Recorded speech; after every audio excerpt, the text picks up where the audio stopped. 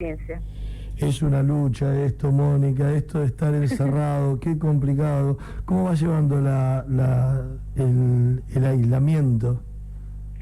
Creo que como todos, lo mejor que podemos, es decir, tratamos de levantarnos todos los días propositivamente, pero objetivamente nos cambió nuestra práctica social, de convivencia con el otro, demasiado tiempo detrás de las computadoras, del celular y eso complica a veces, pero bueno, tratamos de que sea solamente un aislamiento desde lo físico, después en los hechos intentamos que algunas cuestiones arranquen. Estoy en contacto con los trabajadores, los compañeros de Renacer, que también están trabajando arduamente por su protocolo, para ver qué condiciones también reúnen ellos dentro de la humildad que tienen como para poner en rigor muchas de las cuestiones y tener un parámetro bastante equilibrado con el resto de las industrias que hoy están pugnando por habilitar nuevamente la producción. Contenta por los compañeros de Ambassador, que después de mucho tiempo de desidia, donde realmente había toda una situación planteada con su empleador, que estaba prácticamente desaparecido desde el mes de febrero, se gestionó a nivel nacional las ayudas de los repros, que salieron aparentemente por 2 meses, con el 50% del pago de los salarios. Es decir, trato de estar en contacto también con los compañeros de Audivic, que no es fácil, que la están piloteando lo mejor que pueden y sobreviviendo como la mayoría de los compañeros que su fábrica cerró o que tuvo una situación de crisis previa a la pandemia, con apenas humildemente con lo que es los módulos alimentarios y los Repsol. Es decir, hay un cúmulo de situaciones que eran previas a la pandemia y que se profundizaron mucho más y bueno, ya hay que llevar un seguimiento de cerca, ¿no? Ahora, esto en materia de la industria, ¿no? Que siempre, o sea, siempre se cuestionó el tema industrial. Corregime si no es así, ¿no? Pero al menos desde que yo llegué a la isla se cuestionaba que Río Grande tenía que ser industrial y Ushuaia tenía que ser turístico, una discusión que nunca llegó al fondo de la cuestión y así, bueno, fueron explotando las dos ciudades a como pudo. Sí, creo que trataron de alguna manera en todos los gobiernos de turno de encorsetar el perfil de cada una de las ciudades y de generar falsas líneas divisorias. Por eso es que muchas veces, a mi entender, ¿no? Pasó de todo para no tener que discutir un plan estratégico para nuestra provincia, que discuta en profundidad cómo poner en valor la ley 19640, cómo desarrollar genuinamente la industria nacional y convertir a la electrónica en un polo estratégico, sin ir más lejos, como en cualquier país del mundo en donde explota todas sus ramas industriales y no las contrapone. En los países donde hay principales cordones industriales también se explota el turismo, Nueva York, distintos polos de grandes centros de concentración de trabajadores y de la industria, tienen como principal recurso la explotación de otras áreas. Acá siempre se pensó con la mentalidad de una provincia excluyente, una provincia con pocos habitantes y bueno, y siempre ha sido una lucha. Y ahora estamos tratando de tener una visión diferente, pero sé que va a costar muchísimo porque quedaron muchos temas pendientes previo a la pandemia. Uno de ellos es la extensión del subrégimen para garantizar previsibilidad. Ya había quedado sumamente diezmado con el macrismo, con muy pocos derechos. Lo mismo en la órbita del ámbito comercial. No tenemos por ahí los resortes y los hemos ido perdiendo durante todos estos años de subrégimen. La falta de control, el abuso, ahora se nota muchísimo más en época de la pandemia. Realmente es increíble. Vas a un supermercado y un kilo de carne picada cuesta 700 pesos. Sí, a ver, yo vos sabés que te escucho, pero voy tratando de atar cabos en esta conversación sobre cuestiones que yo muchas veces hablo con los oyentes, ¿no? La situación de la 19640 y el subrégimen de promoción industrial. No sabés cuánta saliva he invertido en preguntarme por qué se perdieron los beneficios, por ejemplo, cuando lo veíamos reflejado en el surtidor, ¿te acordás? O sea, si costaba $1 la nafta en Buenos Aires, acá la pagábamos 20 centavos y era la nafta de primera, no había nafta común. Cuando veíamos el valor del auto en Buenos Aires era 1.000 pesos y acá lo pagábamos por ahí 450, 500 pesos. Los cigarrillos, la carga tributaria que tiene el cigarrillo, yo me acuerdo que fumaba Pasto en Buenos Aires, digo Pasto pero lo saboreaba, en particular es 30, ahí te dije mi edad, ¿sí? Y hasta incluso sin filtro. Y resulta que acá venía y me encontraba con Parisien, con marcas de cigarrillos importados a un costo irrisorio realmente. Es claro lo que te planteo, cómo los beneficios de la 19640 que le permitían a Cocarsa vender carne de exportación a un valor realmente acomodado. O sea, fuimos perdiendo, Mónica. En realidad yo creo que lo que empezó a transferirse fue la concentración de algunos negocios en pocas manos, y eso fue en detrimento de las grandes mayorías de la ciudadanía, y eso se notó mucho más en la parte comercial, porque el subrégimen de promoción industrial, a través de la comisión de la CAE, tiene otro grado de control objetivo sobre los proyectos de erradicación, sobre el alcance, la implicancia, la afectación de mano de obra directa, cuánto le cuesta el valor FOB de la mercadería, cuánto establece como ganancia o precio de facturación. Pero en el comercio eso no existe. En la parte del comercio no hay quien controle básicamente esa transferencia de negocio, y por eso es que hay un abuso y hay un dejar que hacer, que tiene que ver, por un lado, con que las exenciones siguen funcionando, se siguen cobrando en Buenos Aires, muy poco rédito dejan en términos de desgravación impositiva provincial, y bueno, y la cosa sigue estando porque también, o sea, están faltando esas discusiones también con el propio Estado Nacional, que me parece que van de la mano, a partir de que también se discute la proyección al 2073. Sí, o sea, tratamos de ver el futuro, y ojo que estamos haciendo, digo, ¿no? En el caso nuestro, estamos tratando de ver el futuro cuando tenemos un presente tan incierto, Mónica. Recién hablaba con un oyente que llamaba a decir, pero yo no tenía esa versión, si venían médicos de Córdoba, ¿no? Y dónde iban a vivir y qué se les iba a dar, pensando en lo que fue quizás esa isla de hace 30 o 40 años. Y yo hacía el planteo de que necesitamos médicos porque todas las camas que se están logrando, todo lo que se ha hecho desde la municipalidad, desde el gobierno, respiradores, requieren profesionales, médicos, enfermeras, que realmente no tenemos, Mónica. Entonces, si viene gente de afuera, vivirá en albergues, vivirá, y aparte viene por una situación de pandemia. ¿Cómo ves vos este presente donde nos preparamos para la pandemia, pero a la vez también tenemos que responder a la exigencia de mucha gente, decir, che, ¿por qué no puedo abrir el local si entran de a uno? ¿Me explico, Mónica? ¿O por qué no puedo reactivar las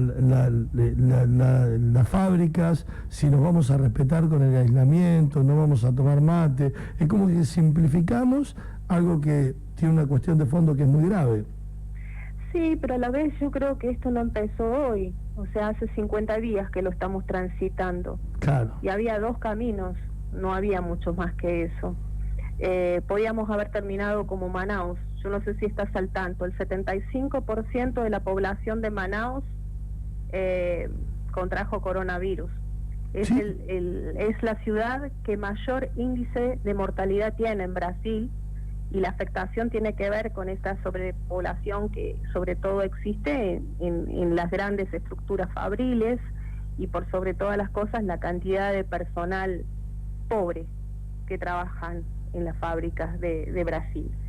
Yo creo que la contracara de eso es Ushuaia, que aún con un perfil turístico muy alto, tomó la decisión política del Ejecutivo de la provincia una semana antes de declarar la cuarentena, y que se tomaron medidas a tiempo. Después es claro que la economía se iba a agravar, y por sobre todas las cosas, ¿qué podíamos esperar? De los más chicos, de los que hemos resistido aún en épocas de no pandemia, de desindustrialización, de apertura de importaciones y de una cantidad de males que ya venían de alguna manera como parte de esa dolencia de los 4 años que nos antecedieron también. Por supuesto que todo esto profundizó muchísimo más. Y si a eso le sumamos que los grandes grupos concentrados de poder económico a 9 días de la pandemia ya estaban despidiendo gente, recortando salarios y valiéndose de gran parte de los artilugios para hacer lo que han hecho toda la vida, que es no dejar de ganar aunque sea un poquito, simplemente eso, está claro que esas posiciones de poder iban a estar muchísimo más al rojo vivo en una instancia como esta. De hecho, ellos, frente al temor, por ejemplo, de que se establezca mediante la Cámara, tanto de diputados como de senadores, un impuesto a la riqueza, o que pudiera existir algún desván en la economía, lo primero que están pensando es en ver cómo acopian gran parte de ese producto terminado y lo tienen en sus galpones, aunque más no fuera, para abarrotar y para destinarle un uso a ese recurso antes que el Estado pudiera fijar a lo mejor un impuesto. Es muy difícil equilibrar el poder o terciar con ese poder económico, y más en un momento como este. Es difícil en las épocas buenas, en un momento como este es mucho más complejo.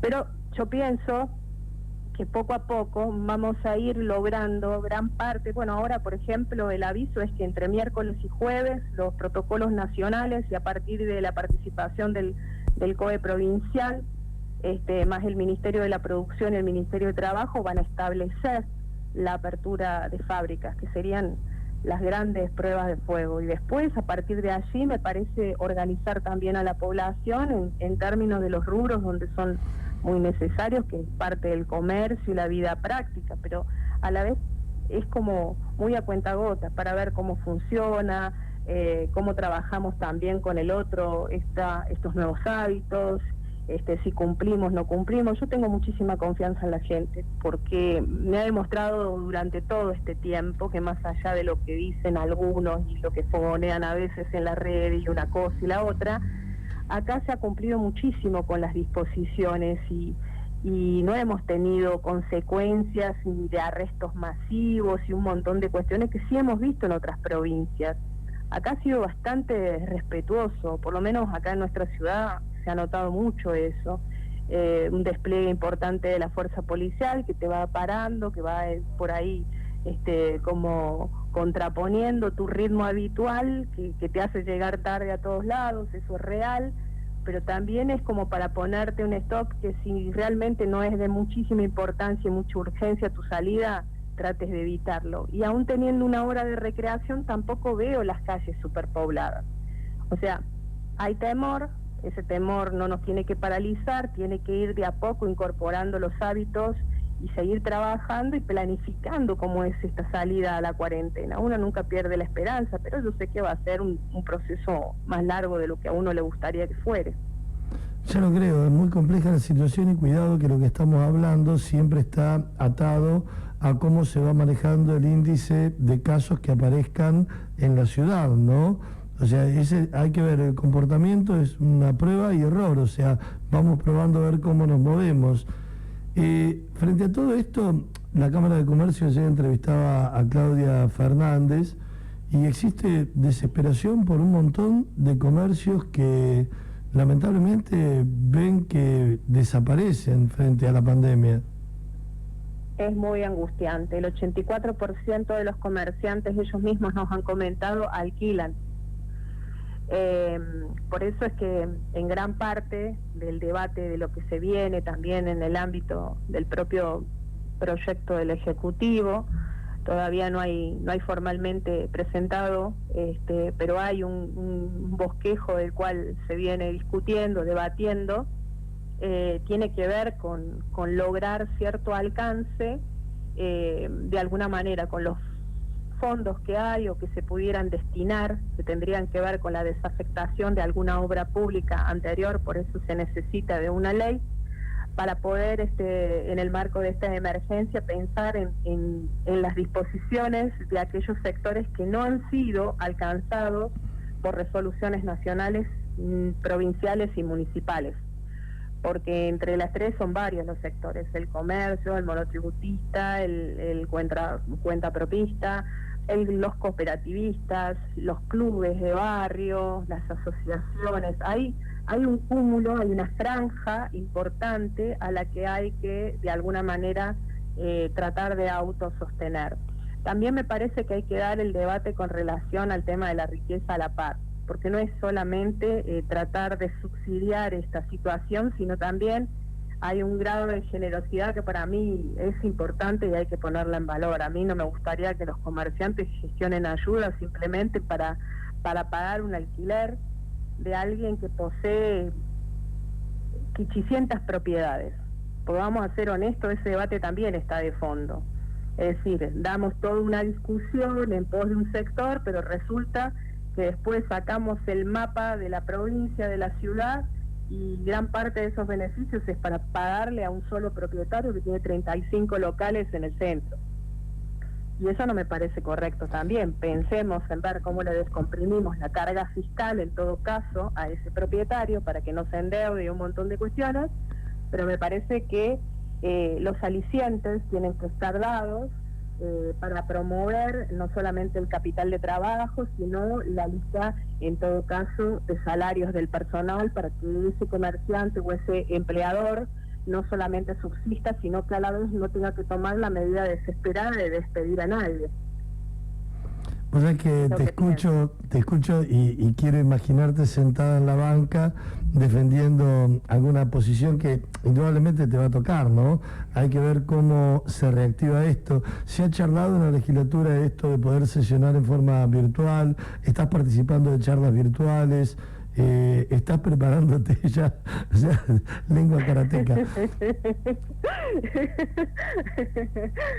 En realidad creo que estamos poniendo a prueba varias cuestiones, y para mí es importante que no solamente trabajemos sobre las herramientas políticas o jurídicas del caso. También me parece que hay una fuerte componenda ideológica que hay que dar, que por ahí es el tema que menos le gusta abordar a muchos, porque siempre la solidaridad es buena cuando se trata de los fondos del Estado o el cuerpito del otro. Y esta crisis sanitaria, porque no es económica, en todo caso derivó en una crisis económica, es una crisis sanitaria, demostró mucho de eso.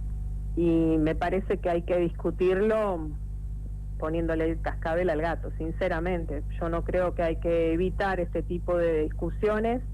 Obviamente uno siempre lo hace en el marco de muchísimo respeto, sabe que ocupa un lugar que ha sido elegido por el pueblo, que también a su vez es parte de un oficialismo, pero dentro de ese oficialismo también uno tiene una pertenencia, tiene un proyecto de muchísimos años, de cómo ha vivido y de los intereses que de alguna manera tiene que seguir sosteniendo y defendiendo a ultranza. Y para mí no es poca cosa buscarle la vuelta todo el tiempo a pensar no solamente en la subsistencia de uno y de los compañeros que ha tenido a su alrededor durante tanto tiempo, sino que no quiere que ese tipo de abandono, de vicisitud, se traslade a muchísima más gente en este momento.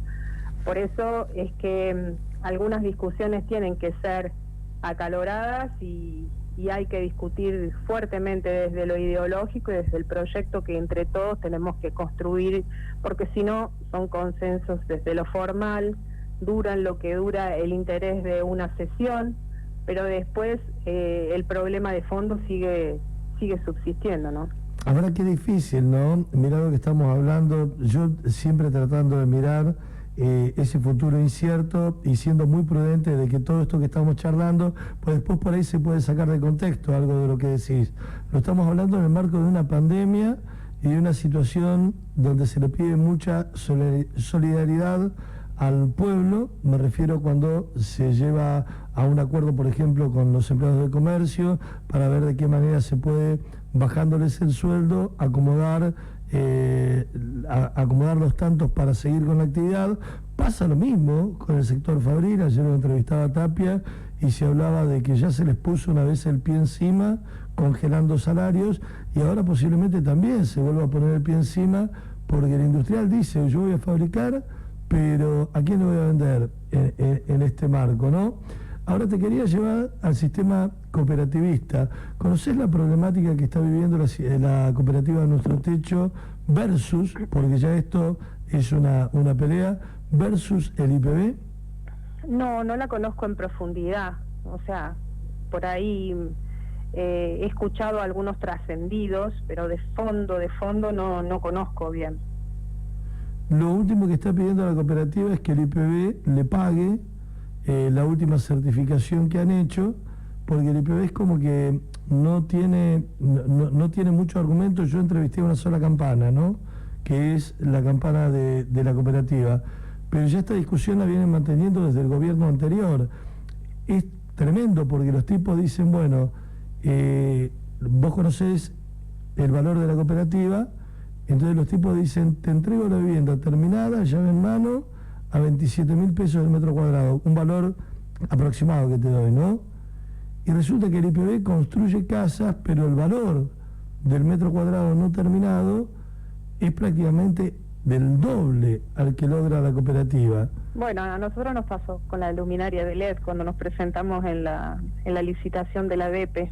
Por eso te digo... Para abastecer las lámparas había el mismo proveedor, con la misma proforma, con la misma facturación prácticamente, en términos de volumen había un precio que era exorbitante. La única diferencia, de alguna manera significativa con todo eso, era que nosotros éramos los únicos que presentábamos un proceso productivo para fabricarlas acá, ensamblarlas acá, generar 30 puestos de trabajo. Es decir, competíamos contra otro tipo de argumentación muchísimo más sólida, pero a la hora de definir eso no era lo que prevalecía.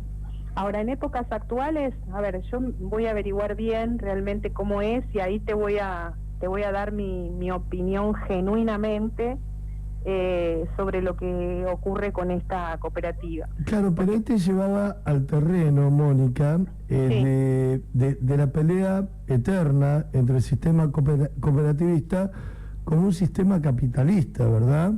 Sí, sí. Donde en el caso que estamos hablando de la gestión de Ledesma al frente de energía, yo no puedo dejar realmente me quedé muy sorprendido cuando leí el pliego y prácticamente estaba dirigida a la compra de las luminarias LED que después terminaron, no sé, siguen repartiendo hoy en energía, ¿no?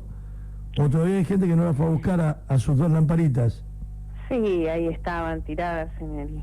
No, bueno, pero la realidad, Mónica, es que es inexplicable. Había un comercio que tenía las lámparas ya en la ciudad para entregarlas. Fue un visionario. Terrible. Y además no fuimos los únicos, quizás el único caso que lo hizo público. Pero ¿entendés todos por los qué? que sufrieron eso, porque aparte es sufrir doble carga.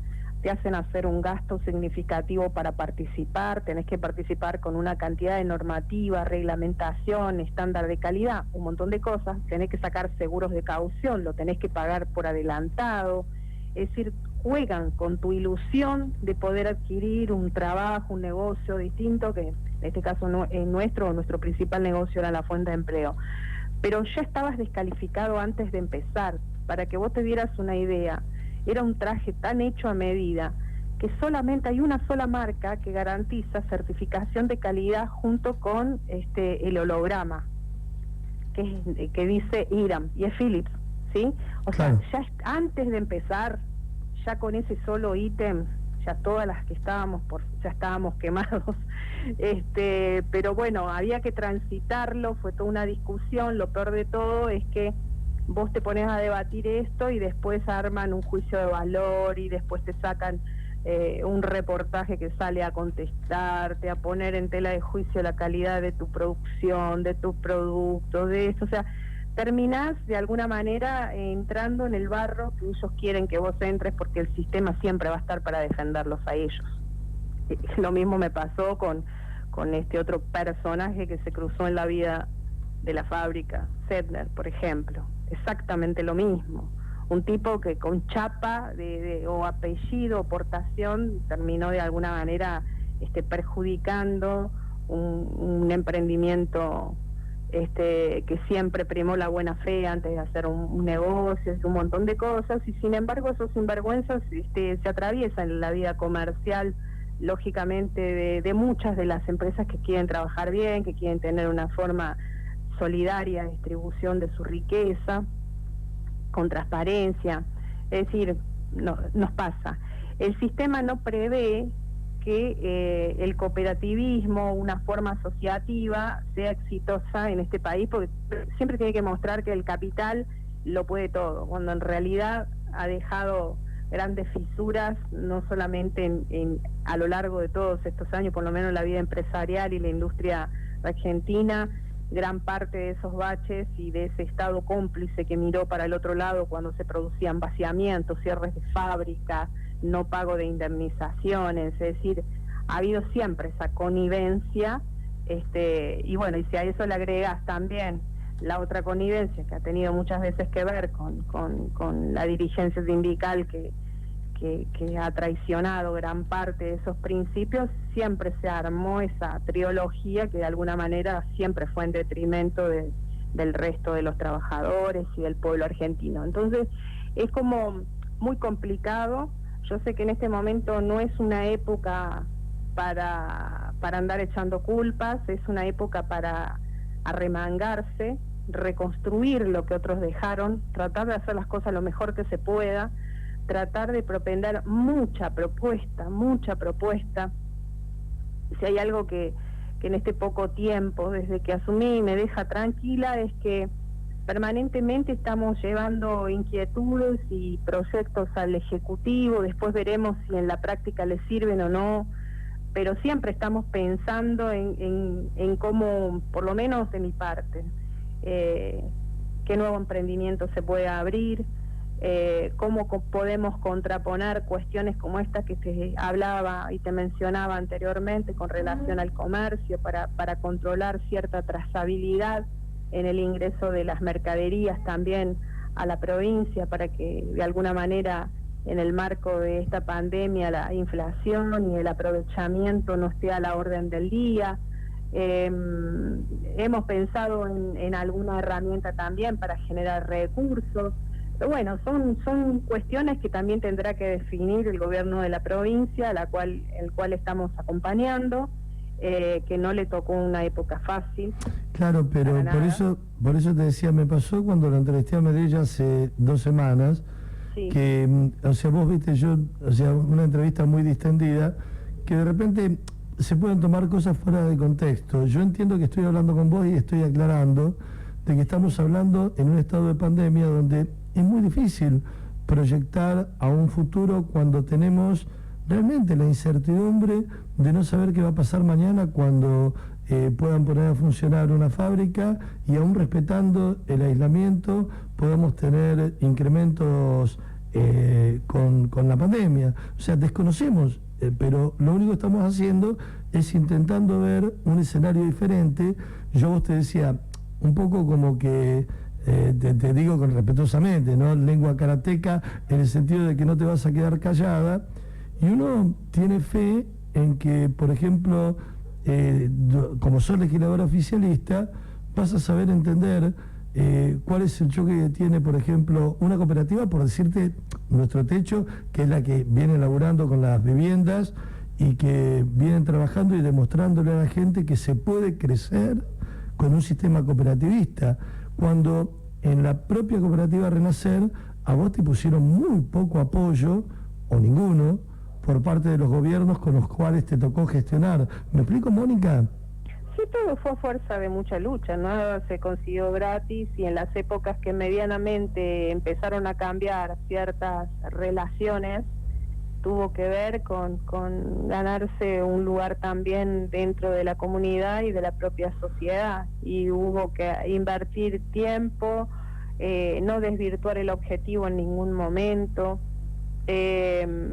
No convertimos a esa fábrica tampoco en un partido político, lo que hicimos fue dedicarnos a trabajar y a tratar de superarnos, primero como prestadores de servicio y después como parte de productos terminados para muchas empresas. Nos terminamos convirtiendo en el principal fabricante de microondas del país, un poco a fazón con Sanyo, pero también otro poco por todas las cantidades que nosotros mismos adquiríamos. Nos costó muchísimo nuestros primeros créditos, fue toda una pelea, entramos primero por los privados y después por los bancos estatales, es decir, hicimos todo un proceso.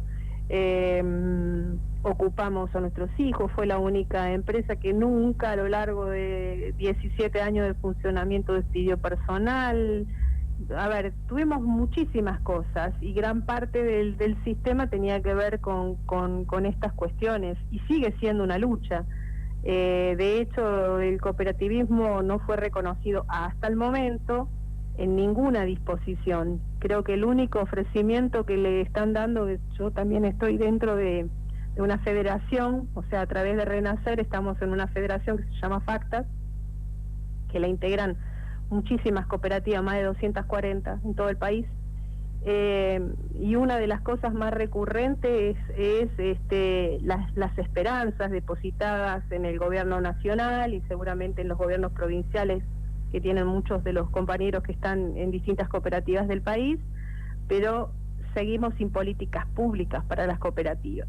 Lo único que se le ha otorgado a las cooperativas es una línea 1 del Ministerio de Trabajo con una ayuda económica de 6.500 pesos para cada cooperativista. Y la verdad que yo creo que si hay algo que no necesita el cooperativismo es la limosna, la caridad, al contrario, podemos dar cátedra de solidaridad. Bueno, yo por eso, un poco entusiasmado, lo he entrevistado muchas veces a la cooperativa Nuestro Techo, y por eso conozco el choque que tiene con el IPB.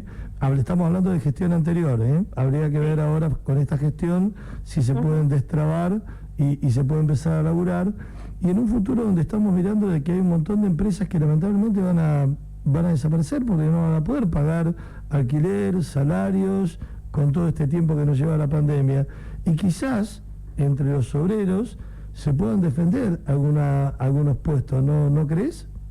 Yo creo que sí, pienso que el cooperativismo es una alternativa absolutamente sólida, estable, y si se acompaña en la orden de las especificidades que nosotros tenemos, como puede ser tenernos en cuenta en las licitaciones públicas del propio Estado, ser sujetos a crédito sin tanto preludio, porque de todas las veces que nosotros hemos adquirido un crédito en los bancos estatales hemos tenido que garantizar con parte de la propiedad. No darte información falsa cuando vas a recibir un cheque. Sí, bueno, no me pasó a mí particularmente porque ya es como que nosotros los que venimos de un proceso muy largo, es como que ya prácticamente a los que son estafadores medios que los olfateamos ya los tenemos estereotipados después de tanto tiempo. Pero bueno, justo... Qué suerte la tuya. Yo no estoy hablando de esta gestión, ¿no? En un momento llamé al gerente y le pregunté, che, fulano de tal, tengo que recibirle en una venta importante. Y me dijo que sí, que le dé para adelante. Le di para adelante y era un estafador que lo estaban buscando en Bahía Blanca. No sé cómo hizo para tener una chequera del Banco Tierra del Fuego, pero dejó el tendal y, entre otros, me acuerdo un joyero de la calle San Martín muy conocido, también cayó él, ¿no? Y le digo, bueno, Víctor, digo, menos mal, no caí yo solo, ¿no? Pero bien que nos hizo transpirar. A nadie le gusta que nos paguen con cheques que después no son honrados a la hora de cobrarlos, ¿no? No, totalmente. Mónica, te agradezco siempre el tiempo que me dispensás y la tranquilidad con la que podés hablar, ¿no? Esperemos ver que pronto puedan reencontrarse en la Cámara, ¿no?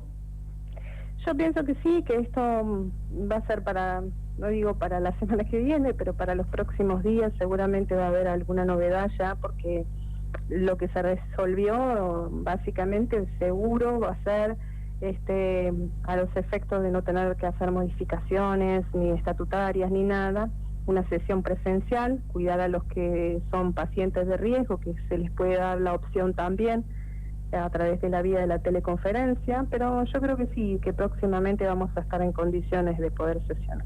Me retan por WhatsApp y está bueno que me pase eso, porque no te pregunté si la cooperativa Renacer podría estar en condiciones de fabricar respiradores, ¿no?, que tienen una demanda tan grande hoy en el mundo entero. Mira, nosotros al principio éramos los que estábamos más optimistas porque dijimos, bueno, esta es nuestra oportunidad. El tema es que después se plantean muchas discusiones a la vez. Es la parte de los recursos, el tiempo de duración que tardarían los insumos en llegar, que no es poco, que estamos hablando más de 60 días desde que se hace la compra y se encargan, las resoluciones y las habilitaciones del ANMAT, que son muy exigentes en términos de asepsia y de controles sanitarios. Y bueno, pero cuando hay decisión política no digo que no se pueda, de hecho estamos estudiando eso, también lo de las cabinas de rayo ultravioleta también, que son como preventivas también con relación al tema de lo del virus, es decir, siempre nos gusta investigar, nos encanta eso, y bueno, y estamos viendo siempre alguna posibilidad que de surgir, aunque más no fuera, también complementándonos con otros, me parece como la alternativa más viable, pensar en el cooperativismo y en la economía social para estos temas. Muchísimas gracias por tu tiempo, Mónica. Esperemos hablar pronto y bueno, y confiamos de esta nos vamos a recuperar. Yo creo que sí, hay que reconstruirse nomás. Gracias por atendernos. Hasta luego. Bien, 12 horas 50 minutos.